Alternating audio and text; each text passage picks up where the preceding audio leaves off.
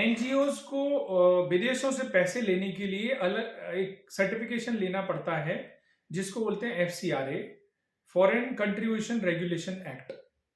ये एक्ट जो है 1976 में 1976 में इंदिरा गांधी गवर्नमेंट ने विदेशों से जो पैसा आ रहा था उसको कंट्रोल करने के लिए एक्ट आया था।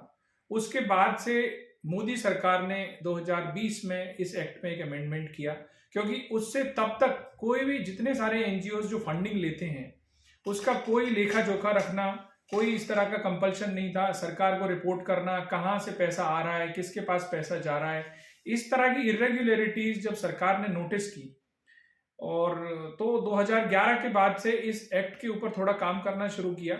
ये जरूरी नहीं है कि आज ही इस पर एक्शन हुआ है। मुझे लगता है आज बहुत ज्यादा मीडिया में और न्यूज़पेपर्स में काफी ज्यादा जो 12,000 एनजीओज के लाइसेंस कैंसिल हुए हैं उसके ऊपर बातचीत हो रही है, लेकिन ये बात बहुत पुरानी है और 2011 से इसके ऊपर एक्शन हो रहा है। ये धीरे धीरे आज एक एक्शन हुआ है और आज एक्शन उन लोगों पे हुआ है जिन्होंने मनमानी की है। बड़े बड़े एनजीओज जिनके पास हजारों करोड़ रुपए की फंडिंग आई है, आज तक उन्होंने जिसका हिसाब किताब नहीं दिया। तो मुझे लगता है ये एक बहुत अच्छा एक्शन है और करना चाहिए। तो एफसीआरए है क्या, ये मैं आपको बहुत ही एक ब्रीफ में बता दूं। अगर किसी भी एनजीओ को विदेश से किसी भी संस्था से या किसी भी व्यक्ति से अगर कोई पैसा लेना है सामाजिक कार्य करने के लिए भारत में, तो उनको एक भारत सरकार की मिनिस्ट्री ऑफ होम अफेयर्स से एक सर्टिफिकेशन लेना होता है, जिसमें आपको कारण दिखाने पड़ते हैं कि हम इन कारण के लिए या इन कॉजेज के लिए हम ये पैसा लेना चाहते हैं और इस पर हम ये काम करेंगे, और उसके लिए भारत सरकार आपको सर्टिफिकेट देती है, उसके तहत आप काम कर सकते हैं। तो एक बहुत सिंपल सा सर्टिफिकेशन है जिसमें सरकार की गाइडलाइन है, उनको फॉलो करना चाहिए। एफसीआरए कैसे और कब अप्लाई करना चाहिए? एफसीआरए लेने के लिए एनजीओज को थोड़ा टाइम लगता है। जनरली एफसीआरए सर्टिफिकेट लेने के लिए कम से कम 3 साल की आपकी ऑडिट रिपोर्ट होनी चाहिए आपके पास, और 3 साल की जो ऑडिट रिपोर्ट है उस ऑडिट रिपोर्ट में बहुत ही क्लियरली ये दिखना चाहिए कि आपके पास लगभग 10 लाख रुपए, एवरेज 10 लाख रुपए का खर्च सोशल वेलफेयर एक्टिविटीज में आपने किया हुआ हो। अगर आपने ये 10 लाख का मिनिमम क्वालिफिकेशन पास कर लिया 3 साल के लिए, तो आपको एक SBI new Delhi main branch, जो एक नया अमेंडमेंट आया है, उसमें आपको एक बैंक अकाउंट खोलना होगा और एफसीआरए का एक पोर्टल है, वहां पर आप जाकर आप स्वयं भी अप्लाई कर सकते हैं या आप किसी चार्टर्ड अकाउंटेंट या कोई कंसल्टेंट का की मदद से आप अप्लाई कर सकते हैं। जनरली इसमें 3 से 6 महीने का टाइम लगता है, जिसमें आपके जितने भी बोर्ड ऑफ मेंबर्स हैं, आपके कुछ डोनर्स, कुछ आपके बेनिफिशियरीज, उनकी वैलिडेशन होती है। भारत सरकार अपनी जितनी भी उनकी इन्वेस्टिगेशन एजेंसीज हैं उनकी मदद लेकर आपके जहां भी बोर्ड ऑफ डायरेक्टर जिस भी गांव में जिस भी शहर में रह रहे हैं उनसे जाकर मिलते हैं, उनका वेरिफिकेशन करते हैं और उसके बाद में अगर सब कुछ ठीक होता है तो आपको सर्टिफिकेट दे दिया जाता है। तो क्या ये अप्रूवल लाइफ टाइम है या कोई स्पेसिफिक ड्यूरेशन के लिए होता है? एफसीआरए सर्टिफिकेशन जो है 5 साल के लिए मिलता है और हर 5 साल बाद आपको रिन्यूअल के लिए अप्लाई करना है।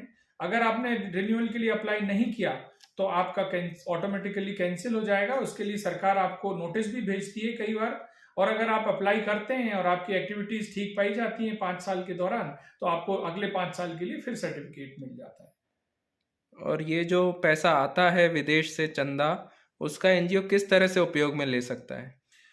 ये एनजीओ के कानून के ऊपर या एनजीओ की जो आपने डीड बनाई है या एनजीओ का मेमोरेंडम बनाया है या आपके जो भी अपने अपने एनजीओ को खोलने से पहले जो जो उद्देश्य रखे हैं, उस किसी भी उद्देश्य की पूर्ति के लिए आप विदेशों से पैसा ले सकते हैं और उस पैसे का आप इस्तेमाल कर सकते हैं। जैसे आप शिक्षा के लिए कर रहे हैं या कोई रिसर्च करनी है या मेडिकल के लिए काम करना है या आपको किसी स्पेसिफिक एनवायरनमेंट के किसी प्रोजेक्ट के ऊपर काम करना है, किसी स्पेसिफिक क्षेत्र के लिए काम करना है, दलित जो समाज है उनके उत्थान के लिए आपको काम करना है, महिलाओं के उत्थान के लिए काम करना है, उच्च शिक्षा के लिए काम करना है, बहुत सारे कॉजेज हो सकते हैं। इसकी कोई लिमिट नहीं है और यही एक अच्छी चीज है। एनजीओ के क्षेत्र में आपके लिए स्काई इज द लिमिट, आप जो चाहे काम कर सकते हैं और अगर आपका डोनर उस चीज के लिए आपसे सहमत है तो वो आपको पैसा दे सकता है और आप उसके लिए पैसे ले सकते हैं। बट डेफिनेटली एक सबसे जरूरी चीज मैं बताना चाहता हूं यहाँ पर बहुत सारे एनजीओज ऐसे हैं जो देश विरोधी एंटी नेशनल एक्टिविटीज में शामिल होते हैं, जो नहीं होना चाहिए। और इसकी वजह से मुझे बहुत बुरा लगता है एज एन एनजीओ प्रोफेशनल कि मैं उस कम्युनिटी से आता हूं जहां इस तरह की चीजें मैंने सुनी है कि कई एनजीओ नक्सलाइट्स को सपोर्ट करते हैं। जम्मू कश्मीर में जो पत्थरबाजी होती है उसकी फंडिंग का पैसा एफसीआरए के थ्रू आता है। किसान आंदोलन में हमने देखा कि कई खालिस्तानी आंदोलन से समर्थित लोगों के बारे में हमें पता चला। कहीं ना कहीं ऐसी चीजें हो सकती हैं कि जो पैसे फॉरेन से आ रहे हैं उसका हम लोग मिसयूज कर रहे हैं यहाँ पर, और जो देश के विकास में जो काम होने चाहिए उस विकास के अगेंस्ट में अगर कोई एनजीओ काम कर रहा है। इनफैक्ट मुझे याद है एक बार मनमोहन जी जो हमारे पूर्व प्रधानमंत्री रहे हैं, उन्होंने एक स्टेटमेंट दिया था, उसमें बोला था कि भारत सरकार की जीडीपी 2% कम हो जाती है एनजीओ जो विकास के खिलाफ काम करते हैं। मतलब एनजीओ का काम है देश को आगे बढ़ाना, जनता को आगे बढ़ाना, सोशल वेलफेयर एक्टिविटी करना, लेकिन ऐसे एनजीओ जो जीडीपी को ही उल्टा कर रहे हैं, उन हमारे देश की प्रगति को रोक रहे हैं, ऐसे एनजीओ के ऊपर कंट्रोल होना चाहिए। तो क्या इस एफसीआरए की रिटर्न भरने में भी कोई प्रॉब्लम्स आती हैं? देखिए मुझे नहीं लगता, क्योंकि मेरे पास 4 साल से एफसीआरए का सर्टिफिकेशन है और हम लोग हर क्वार्टर में, हर 3 महीने में हमें कोई पैसा आया और हमने वो पैसा कहाँ खर्च किया इसका हमें एफसीआरए के पोर्टल पे जाकर रिटर्न फाइल करना पड़ता है। बहुत ही सिंपल सी प्रक्रिया है, और पूरे साल भर में हमने क्या पैसा किया है उसका हमें रिटर्न फाइल करना पड़ता है। तो ऑब्वियसली आपको एक रेगुलर एनजीओ को साल में एक बार रिटर्न फाइल करना पड़ता है। अगर आपके पास एफसीआरए है तो आपको हर क्वार्टर में रिटर्न फाइल करना है, और इतनी सी कोई बड़ी बात नहीं है। अगर आप फॉरेन फंडिंग लेते हैं तो आप इतना आपको फॉलो करना चाहिए। प्योर इंडिया ट्रस्ट ने एफसीआरए कब प्राप्त किया? प्योर इंडिया ट्रस्ट में हमने एफसीआरए सर्टिफिकेशन उस दौरान अप्लाई किया था जब एफसीआरए के ऊपर सबसे ज्यादा कंट्रोल चल रहा था। मुझे याद है 2016-17 में बहुत ज्यादा कई ऑर्गेनाइजेशंस ने हमें बोला था कि आप एफसीआरए के लिए अभी अप्लाई ना करो, क्योंकि 2011 से 2021 के बीच में अगर मैं आपको फिगर बताऊं, लगभग 35,000 के आसपास एफसीआरए सर्टिफिकेशन थे। तो लगभग 20,000 एनजीओज के सर्टिफिकेशन ऑलरेडी कैंसिल हो चुके थे तब तक, क्योंकि उन्होंने रिन्यूअल के लिए अप्लाई नहीं करा, कभी आईटीआर सबमिट नहीं करा। मैं खुद कई बार पोर्टल पे जाके देखता हूं कितने एनजीओज हैं जो रेगुलरली अपनी एक्टिविटीज को अपलोड करते हैं। तो वहां जब मुझे ये पता चला तो हमने बोला कि अगर हम गलत काम कर रहे होंगे तो हमें सर्टिफिकेशन नहीं मिलेगा, और हम अच्छा कर रहे हैं तो हमें मिलेगा। और हमने 2016-17 में अप्लाई किया और विद इन 4 मंथ्स हमें सर्टिफिकेट मिल गया। किसी भी इससे भी हमें बात करने का जरूरत नहीं पड़ा, ऑटोमेटिकली हमारे जो जितने भी बोर्ड ऑफ ट्रस्टी हैं उनके यहाँ पर गवर्नमेंट ऑफ इंडिया के लोग गए, उन्होंने वेरिफिकेशन किया, विदाउट एनी इंफॉर्मेशन जाके उन्होंने वेरिफिकेशन किया और हमारा सब कुछ ठीक था, हमें सर्टिफिकेशन मिल गया। क्या प्योर इंडिया ट्रस्ट भी कोई चैलेंजेस फेस कर रहा है एफसीआरए से रिलेटेड? नहीं, हमारे पास चैलेंजेस नहीं है, लेकिन ये कि हम लोग बहुत छोटी ऑर्गेनाइजेशन से, हम लोगों का फॉरेन फंडिंग के ऊपर कोई बहुत ज्यादा अभी फोकस भी नहीं है, तो हमारे को बहुत थोड़ा अमाउंट ही एफसीआरए से मिलता है, कुछ 2-4-5 लाख रुपए सालाना, और उतने में हमें कोई ऐसी प्रॉब्लम नहीं है, हम आराम से अपना काम कर रहे हैं। लेकिन ये कि हमें चाहिए कि बहुत सारी ऑर्गेनाइजेशन जो ट्रांसपेरेंट और अच्छी ऑर्गेनाइजेशन और अच्छी एनजीओज के साथ काम करना चाहते हैं, तो प्योर इंडिया ट्रस्ट हमेशा आपके लिए अवेलेबल है और हम आपकी एक्सपेक्टेशंस को पूरा करेंगे इंडिया में। क्या आप बता सकते हैं कि कौन कौन से बड़े एनजीओज हैं जिनका लाइसेंस कैंसिल हुआ है और इसके क्या कारण रहे होंगे? तो बहुत सारे एनजीओ जो अच्छा काम कर रहे थे या नहीं कर रहे थे, मुझे इस बारे में ज्यादा जानकारी नहीं है, लेकिन कई एनजीओ जो बड़े बड़े हैं उनके लाइसेंस अभी कैंसिल हुए हैं। मैं उससे पहले आपको ये बता दूं, लगभग 12,500 के लगभग एनजीओज के लाइसेंस कैंसिल हुए हैं। उनमें से करीब 6,000 एनजीओज ने तो लाइसेंस रिन्यूअल के लिए अप्लाई नहीं करा। अगर आप अप्लाई नहीं करोगे तो आपको नौकरी कैसे मिलेगी? सिमिलरली अगर आपने अप्लाई नहीं करा रिन्यूअल के लिए तो आपका सर्टिफिकेट रिन्यूअल होगा ही नहीं। इसमें एक अपने मदर टेरेसा का एनजीओ है, मिशनरीज ऑफ चैरिटीज, वो भी शामिल है। उन्होंने भी रिन्यूअल के लिए अप्लाई नहीं करा, तो ऑब्वियसली रिन्यू नहीं हुआ। इसके ऊपर अननेसेसरी हमें इतना प्रोपोगेंडा खड़ा करने की कोई आवश्यकता नहीं है। मुझे ऐसा लगता है भारत सरकार अपना रूटीन काम कर रही है, 2011 से इसके ऊपर कंट्रोल है और जो एनजीओज फॉलो कर रहे हैं उनका रिन्यूअल हो रहा है, जिसका नहीं हो रहा है नहीं हुआ।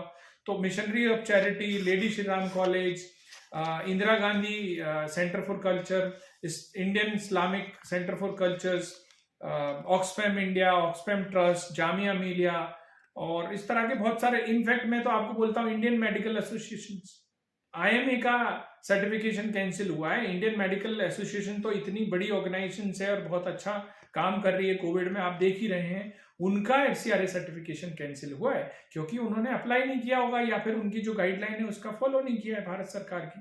भारत में देखो काम करना है तो आपको भारत सरकार के नियम की पालना करनी चाहिए और करनी पड़ेगी, चाहिए कि भी कोई बात नहीं है इसमें। क्या आप बता सकते हैं एफसीआरए के अमेंडमेंट्स क्या रखे हैं मोदी गवर्नमेंट ने? हाँ, ये एक इम्पॉर्टेंट पॉइंट है। 2020 में जब अमेंडमेंट आया था एफसीआरए एक्ट में, तो 3 इम्पॉर्टेंट पॉइंट्स एफसीआरए एक्ट में हुए थे, अमेंडमेंट हुए हैं। फर्स्ट इम्पॉर्टेंट अमेंडमेंट है कि जितनी भी फंडिंग आती थी पहले, फॉरेन फंडिंग, उसका कोई लेखा जोखा एनजीओज देते नहीं थे या सोसाइटीज देती नहीं थी। तो अगर आपको 100 करोड़ रुपए मिले तो 100 करोड़ आप कहाँ खर्च कर रहे हो उसका कोई लेखा जोखा नहीं है। किसी वेस्ट बंगाल के, नॉर्थ ईस्ट के, किसी आंध्र प्रदेश के एक छोटे से गांव में आप कॉलेज खोलने के लिए और एक एजुकेशन को बढ़ावा देने के लिए और हेल्थ इंप्रूवमेंट करने के लिए आपने फंडिंग ली, लेकिन आपने असली में तो काम किया नहीं। आप 5 स्टार होटल्स में आप कॉन्फ्रेंसेस कर रहे हैं, हैवी सैलरीज उठा रहे हैं और आपने पूरा पैसा खर्च कर दिया। तो इस तरह से जो ये कंट्रोल भारत सरकार लेकर आई है उसमें 3 चीजें इंपॉर्टेंट है। एक सबसे इंपॉर्टेंट चीज कि आप मैक्सिमम 20% जो है आप अपनी एडमिनिस्ट्रेटिव एक्टिविटीज में पैसा खर्च कर सकते हैं। मींस 80% आपको जनता की सेवा के लिए या कम्युनिटी वेलफेयर की एक्टिविटीज के लिए खर्च करने हैं। दूसरा है कि जितने भी एनजीओज हैं जिनको एफसीआरए चाहिए या एफसीआरए है जिनके पास, उन सभी को new Delhi SBI main branch के अंदर ही अपना अकाउंट खोलना होगा। और इसके लिए भारत सरकार ने पिछले साल बहुत ही अच्छा कार्य किया। हम लोग जयपुर में अपना एनजीओ रन करते हैं और जयपुर में बैठे बैठे हमारा न्यू दिल्ली में ऑफिस खुल गया। मुझे याद है हमारे दूसरे पार्टनर हैं जो चेन्नई से हैं, जो आसाम से हैं, उन्होंने अपना एसबीआई एफसीआरए अकाउंट अपनी लोकेशन में बैठ के किया।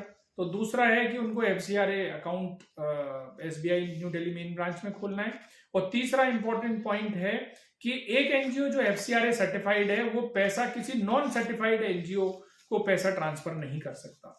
ये एक इंपॉर्टेंट पॉइंट है। बहुत सारे लोग क्या करते हैं, आपने पैसा लिया, आप किसी दूसरे ऑर्गेनाइजेशन को या जिसको चाहो आप पैसे ट्रांसफर कर दो। यहां सिर्फ आप एफसीआरए टू एफसीआरए ही पैसे ट्रांसफर कर सकते हैं। तो क्या इसमें वेंडर्स भी एफसीआरए लेंगे? मतलब आप काम कैसे करेंगे फील्ड में, अगर पैसा स्पेंड करने का क्या तरीका रहता है एनजीओज का?